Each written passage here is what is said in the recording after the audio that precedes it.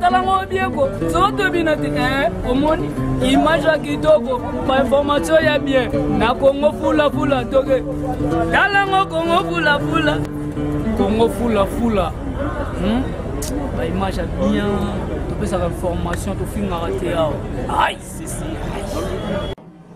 Mbote balanje émission na biso Congo fula fula batu nyonso o balanda ke émission na biso donc na pesi bino ba mbote ya trop mbote ya mingi vraiment na pesi mbote na baki mondial donc mafuta njoi balia kona mapa balia kaona nyonso pesi mbote ya trop na memeli bino si moko donc na opesa conseil toujours na obeta sete makasi na bande konanga ya basi ba mama basi ya mabala na obeta sete makasi oyebi ke eza na basi mususu bayebi ndenge babalola kaloketu na mbetu te ozomona mobala zoke koluka mwasi libanda po parce que mwasi o azande na kacha ndako azomona ndeni na kobandela te mwasi foyeba kobalola mobali na yo loketu na ba position nyonso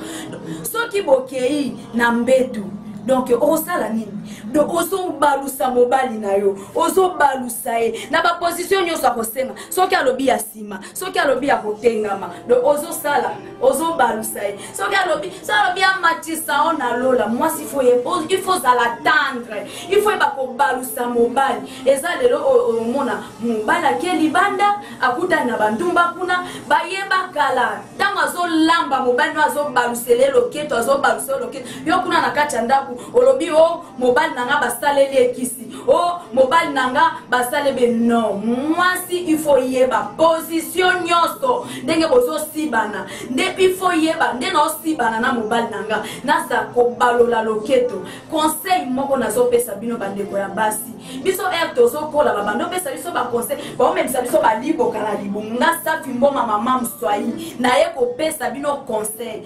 ba ocho liboka na libumu yo wana ozo kende